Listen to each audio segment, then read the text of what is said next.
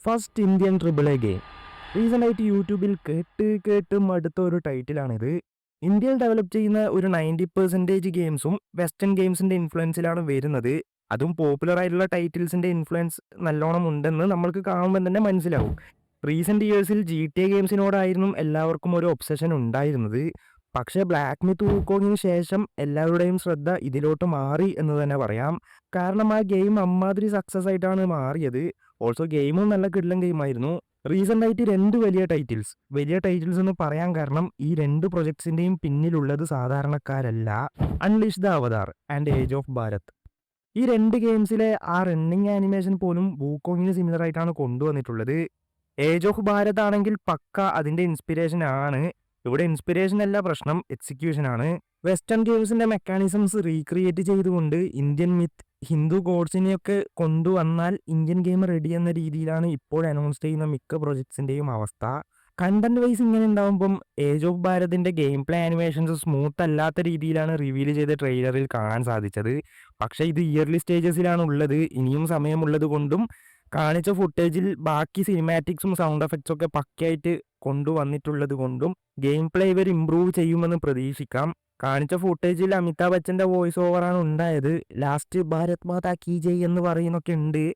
Personally എനിക്കത് ഭയങ്കര ക്രിഞ്ചായിട്ടാണ് തോന്നിയത്. മേ ബി നിങ്ങൾക്ക് ഇഷ്ടപ്പെട്ടിട്ടുണ്ടാവും. എനിക്കത് അത്ര പിടിച്ചിട്ടില്ല എന്തോ.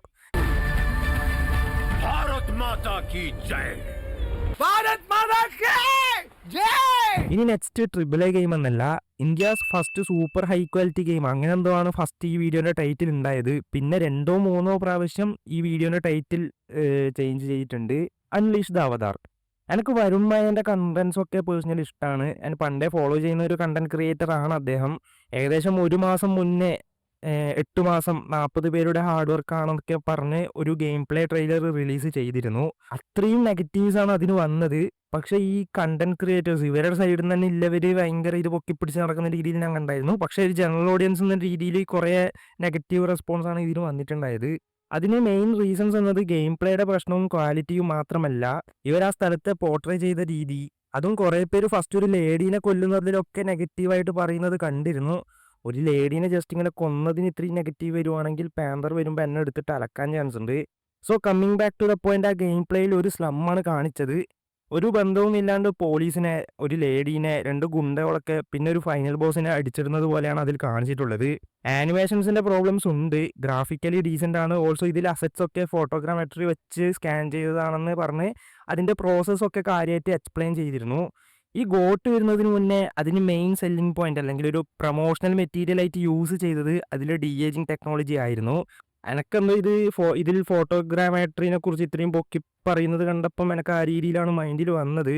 കാരണം ഇത് അത്ര പുതിയ കാര്യമൊന്നുമല്ല ഈ ഒരു ടെക്നോളജി. ഈ ട്രെയിലറിന് ഇന്ത്യക്ക് പുറത്തുള്ളവരും അത്രയും മോശം രീതിയിലാണ് റെസ്പോണ്ട് ചെയ്തത്. വായിക്കുമ്പോൾ നമുക്ക് ചിലപ്പോൾ ട്രിഗറായി പോകും. അത്രയും മോശം രീതിയിലാണ് ഓരോ കമൻസ് ഉണ്ടായത്. ഇതിലിപ്പോൾ ലേഡീനെയും പോലീസിനെയും ഒക്കെ കൊല്ലുന്നത് അത്ര വലിയ പ്രശ്നമല്ല. പക്ഷെ മോട്ടീവ് എന്താണ്? പെട്ടെന്ന് മെയിൻ ഹീറോ എവിടെ നിന്നോ സ്പോണായി വന്ന് ഈ പോലീസിനെ, ലേഡീനെയൊക്കെ ഇങ്ങനെ കൊല്ലേണ്ട കാര്യം എന്താ? ബുള്ളറ്റ്സ് ഒക്കെ സ്വോർഡ് വെച്ച് ഡിഫെൻഡ് ആക്കുന്നുണ്ട്. അതിൻ്റെ ആനിമേഷൻ്റെ പ്രശ്നമാണോ എന്താണെന്ന് അറിയില്ല. കാണുമ്പോൾ ഭയങ്കര വീടായിട്ടുണ്ട്. ഇതൊക്കെ ഗെയിം ഇയർലി ഡെവലപ്മെൻറ്റ് സ്റ്റേജിലാണെന്ന് പറഞ്ഞിട്ട് കാണിച്ചിട്ടുണ്ടെങ്കിൽ ഒരു കുഴപ്പമില്ലായിരുന്നു. കാരണം അത് ഇമ്പ്രൂവ് ചെയ്യാൻ ഇനി സമയമുണ്ട്. ഇവർക്ക് ഈ റെസ്പോൺസ് കണ്ട് കുറേ ഫീഡ്ബാക്സ് എടുത്ത് ചേഞ്ച് ചെയ്യാനുള്ള ടൈം ഉണ്ടെന്ന് പറയാം. പക്ഷേ ഈ റിവീലിൻ്റെ കൂടെ കൺഫേം ചെയ്തൊരു കാര്യം എന്താണെന്ന് വെച്ചാൽ ഗെയിമിൻ്റെ വർക്ക് ഏകദേശം 50% കൂടുതൽ തന്നെ ഫിനിഷായ രീതിയിലാണ് പറഞ്ഞിട്ടുള്ളത്. ഇതിൽ കോമഡി ആയിട്ട് എനിക്ക് തോന്നിയത് ഈ പ്രൊജക്റ്റിൽ വർക്ക് ചെയ്തവരൊക്കെ വലിയ ഗെയിംസിൽ വർക്ക് ചെയ്തതാണെന്നൊക്കെ പറഞ്ഞ ആ വീഡിയോയിൽ മെൻഷൻ ചെയ്തിരുന്നു. അവർക്ക് ആ ടാലൻ്റ് ഉണ്ടാവും. പക്ഷെ അത് യൂട്ടിലൈസ് ചെയ്യുന്നത് പോലെയാണ് പ്രൊജക്റ്റിൻ്റെ ക്വാളിറ്റി ഉണ്ടാവുക. ഇപ്പം ഇന്ത്യൻ 2ൽ അനിരുദ്ധ് മ്യൂസിക് കിട്ടുമെന്ന് വെച്ചിട്ട് പടം ഹിറ്റാവില്ലല്ലോ. തഗ് ലൈഫിൽ AR റഹ്മാൻ മ്യൂസിക് കിട്ടുമെന്ന് വെച്ചിട്ട് പടം നല്ലതാവില്ലല്ലോ. അതേപോലെ തന്നെയാണ്.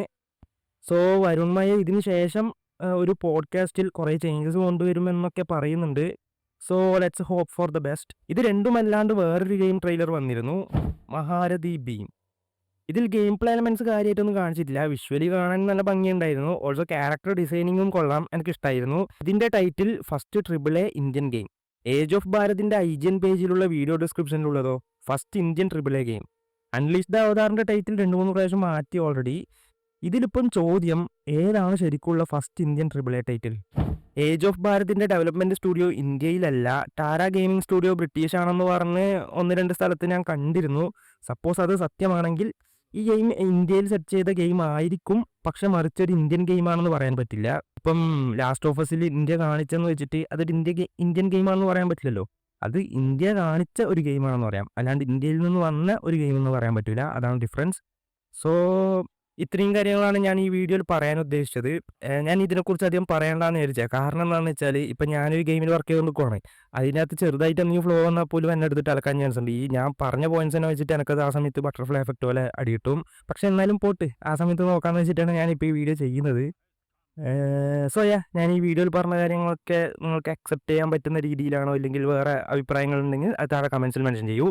സോ ഞാൻ ഈ വീഡിയോ അവസാനിപ്പിക്കാൻ ഇഷ്ടപ്പെട്ടില്ല. ലൈക്ക് ചെയ്യാൻ ചാനൽ സബ്സ്ക്രൈബ് വെൽക്കം ചെയ്ത് സപ്പോർട്ട് ചെയ്യുക. ഇനി വേറെ നല്ല വീഡിയോ കാണുന്നത് ഇങ്ങോട്ട് ഫ്രം ഗെയിമിംഗ് എക്സ്ട്രൻസ്. Peace out.